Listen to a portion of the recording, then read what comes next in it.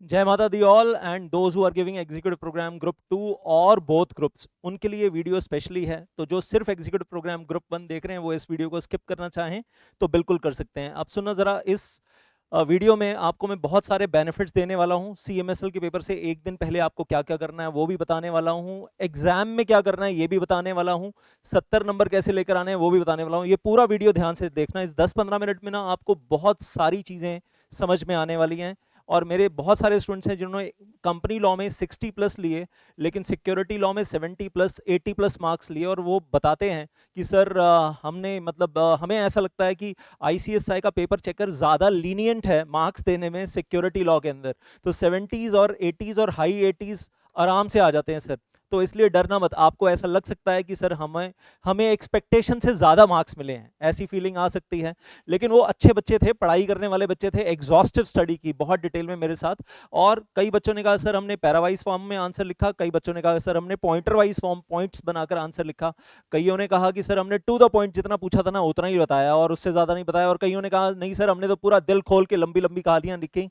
Marks सबको अच्छे मिले हैं यार। और हाँ, जो पेपर चेकर ने पूछा वो भी बताया, और जो एक्स्ट्रा बताना चाहते थे सर वो भी बता दिया। हमने अपने पूरे दिल की भड़ास निकाली, और फिर भी पेपर 3 घंटे से पहले खत्म हो गया।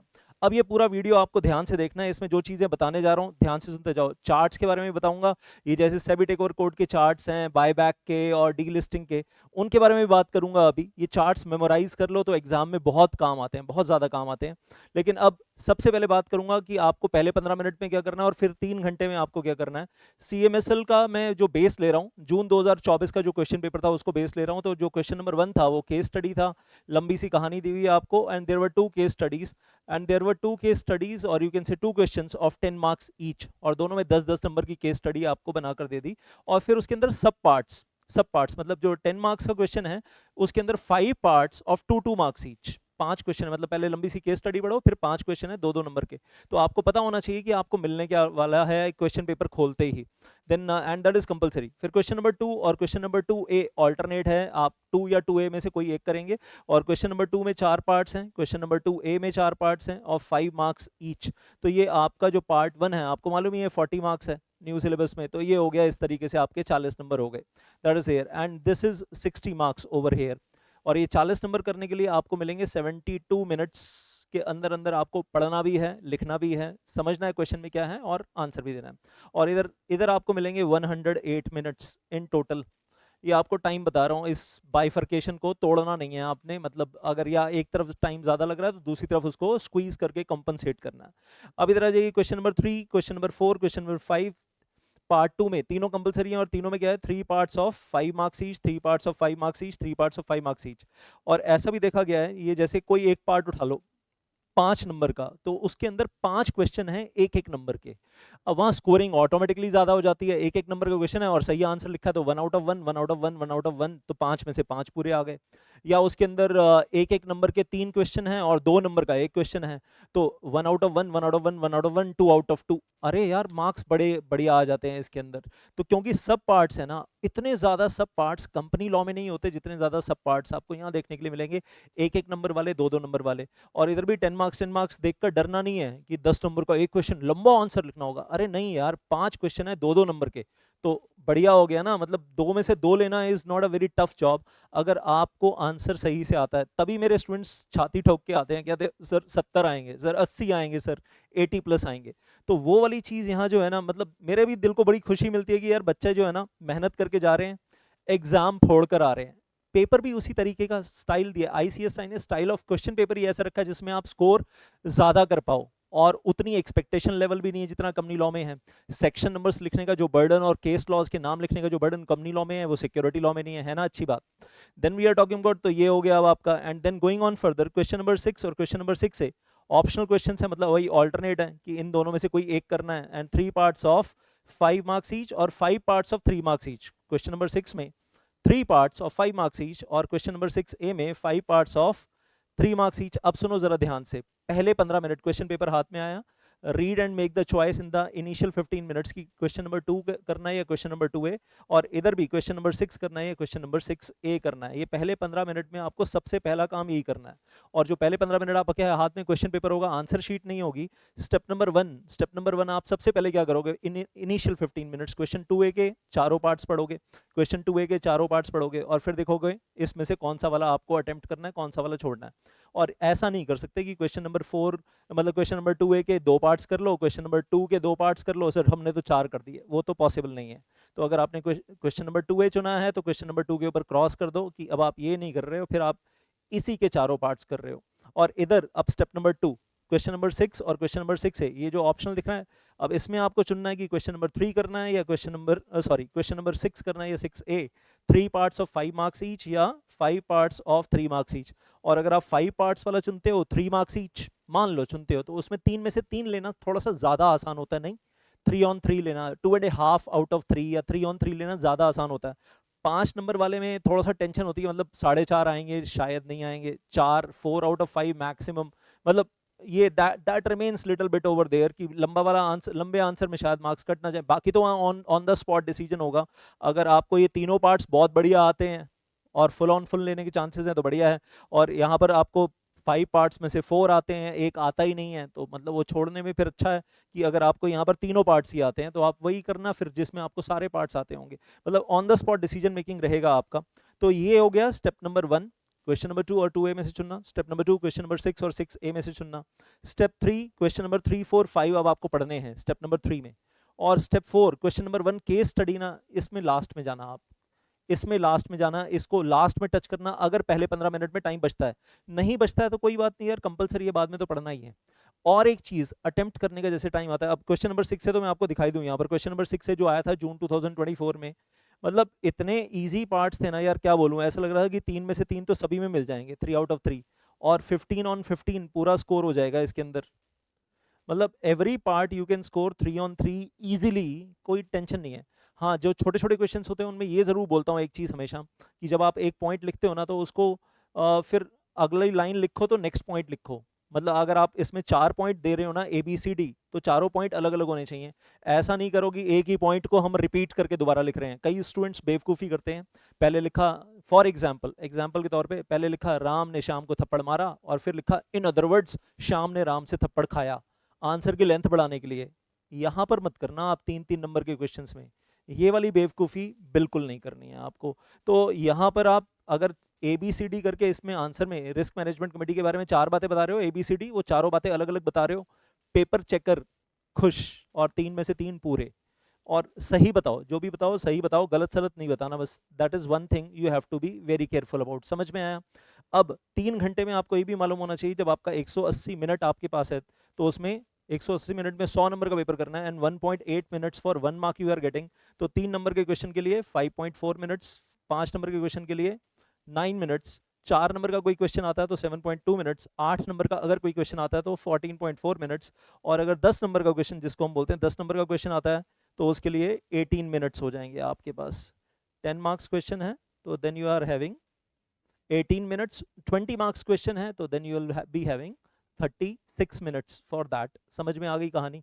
लेकिन कोशिश करना जल्दी हो जाए। और बच्चे कहते हैं सर जल्दी हो जाता है, इतना आसान पेपर होता है ना ये, इसमें ना सर ज़्यादा ना घुमाते नहीं है सर, इसमें ना ज़्यादा टेढ़ा मेढ़ा नहीं घुमाते सर, तो इसलिए क्वेश्चन भी सीधे सीधे होते हैं, आंसर भी सीधे सीधे होते हैं, ज़्यादा टेढ़ा मेढ़ा कुछ होता नहीं है। कंपनी लॉ की तरह नहीं होता सर डरावना ये पेपर, ये बड़ा ना मतलब उस हिसाब से बड़ा मक्खन पेपर होता है, मक्खन मलाई पेपर है, इट इज़ मलाई मक्खन पेपर। और इसलिए स्टूडेंट्स बहुत खुशी खुशी आते हैं CMSL का पेपर देकर बाहर, they are very happy at the end of the exam. और बीच में अगर एक एक नंबर वाले क्वेश्चन आ रहे हैं तो you are getting 1.8 minutes for 1 question, and अगर 2 नंबर वाला क्वेश्चन आ रहा है you are getting 3.6 minutes for 1 question. तो ये टाइम मैनेजमेंट का बहुत ध्यान रखना अगर 70 नंबर लेने हैं। अब सुनो जरा ध्यान से, एक चार्ट बुक मैंने ऑलरेडी डिस्ट्रीब्यूट की हुई है अपने स्टूडेंट्स में व्हाट्सएप ग्रुप्स के ऊपर, अगर आपको मुझसे चाहिए तो you can ask me for the charts. उसमें delisting, buyback, SBEB, sweat equity regulations, SEBI takeover code, blah blah blah, बहुत सारे काम के चार्ट्स आपको मिल जाएंगे उस चार्ट बुक के अंदर। प्लस हमारी ऐप के ऊपर जिसका लिंक इस वीडियो के नीचे आपको मिल जाएगा, उसके डिस्क्रिप्शन में, वेल इसी वीडियो के डिस्क्रिप्शन में, उसमें आपको delisting of equity shares, ICDR, LODR, buyback, SBEB, sweat equity, SEBI takeover code, depository rule 19 two B, इतना कुछ दिया हुआ है ऑलरेडी, ये भी आपको मिल जाएगा।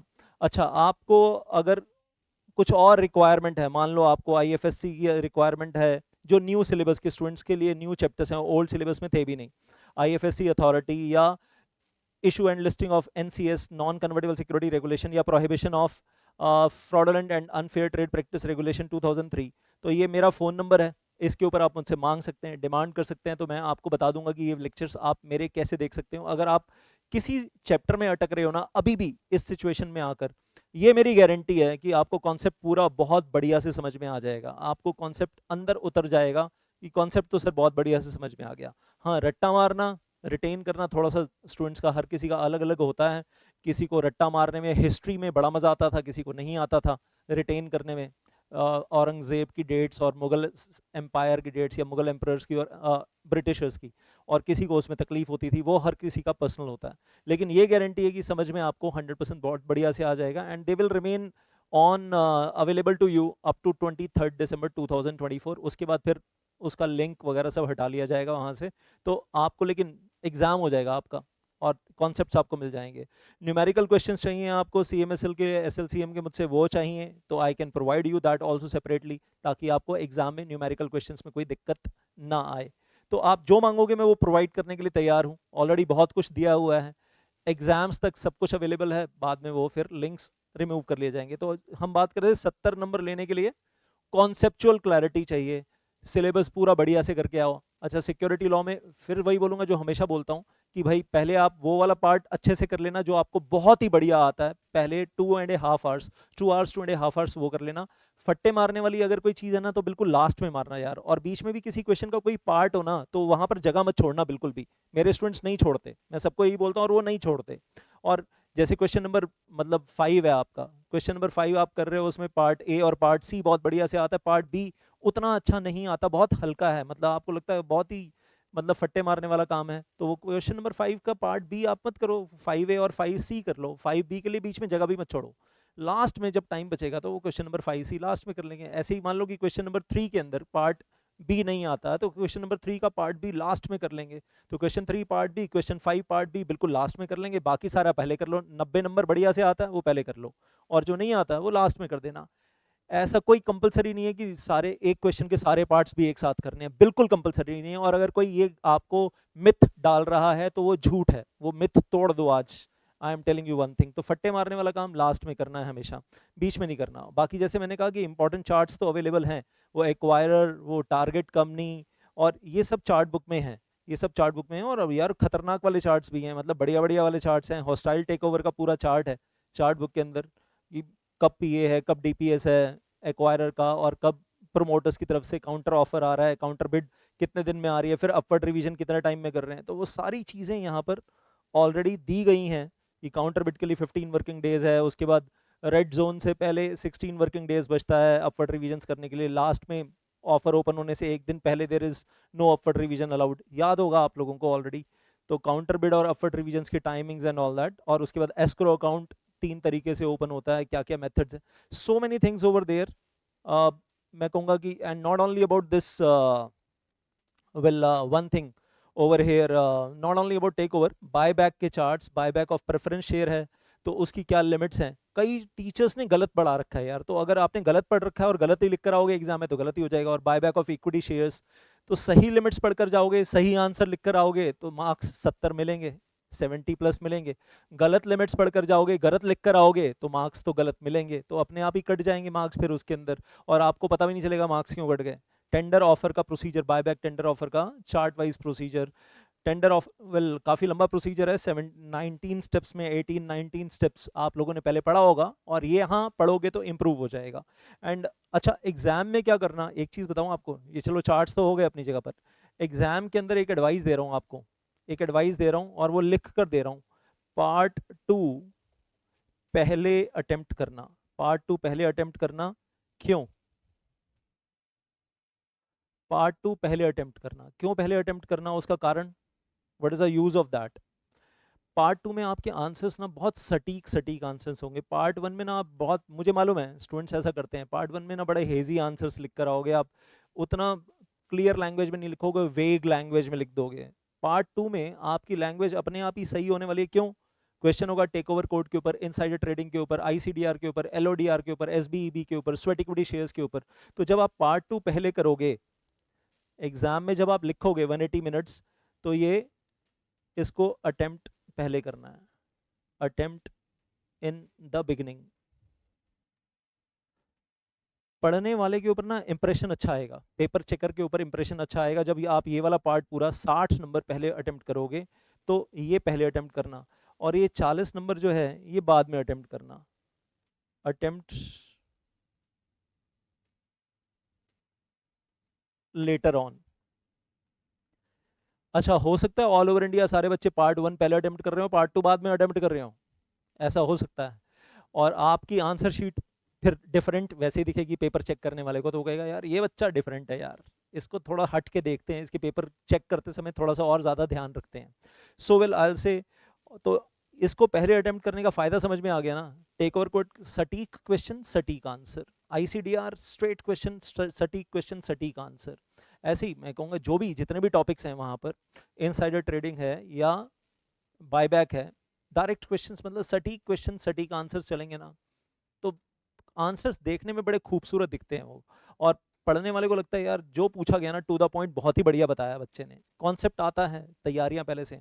तो इसलिए 70 स्कोर करना और ज़्यादा आसान हो जाएगा, अच्छा इंप्रेशन पहले बन जाएगा। और अगर इधर वाले क्वेश्चंस में जैसे वो फाइन पेनल्टीज हैं and all that, SEBI act के बारे में बताओ जी, कॉम्पोजिशन ऑफ सेबी बोर्ड क्या होता है and so on, security contract regulation act है तो उसके अंदर कुछ जनरलाइज्ड क्वेश्चंस हैं, जनरल क्वेश्चंस हैं, जनरल क्वेश्चंस के ऊपर जनरल आंसर्स आप लिख रहे हो, उतना बढ़िया इंप्रेशन नहीं आता।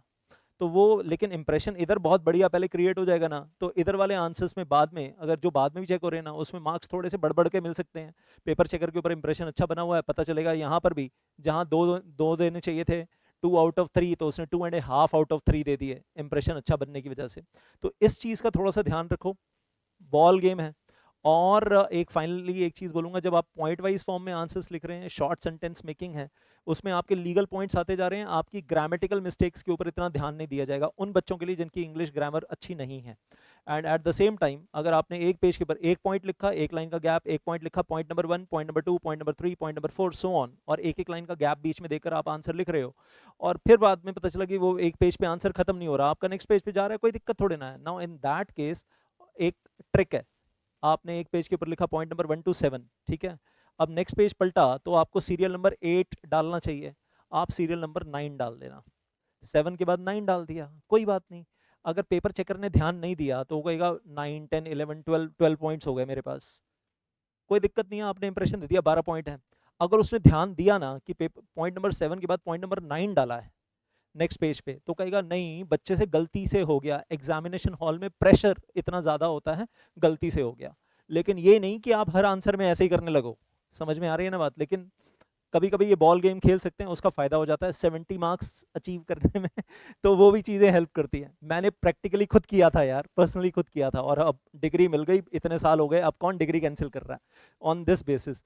सो आई से गलती हो सकती है ना बच्चे से, साइकोलॉजिकल प्रेशर, ये थोड़े ना कोई कहेगा कि ये जानबूझकर आपने पॉइंट नंबर 7 के बाद पॉइंट नंबर 9 डाला है नेक्स्ट पेज पर लटते उस समय, गलती से हो गया। सो इतनी सारी बातें सुनने के बाद अब आपको समझ में आ गया होगा कि 3 घंटे में जो आप परफॉर्म करेंगे उसी के आपको मार्क्स मिलने हैं। तो मेरी तरफ से बस इतना ही, ऑल दी वेरी बेस्ट। और एक चीज़ वेरी वेरी इंपॉर्टेंट, इसी वीडियो के डिस्क्रिप्शन में और नीचे कमेंट्स में आपको एक 12 टिप्स फॉर एग्जाम वो भी दूंगा, तो वो 12 टिप्स फॉर एग्जाम वाली वीडियो ज़रूर देख लेना।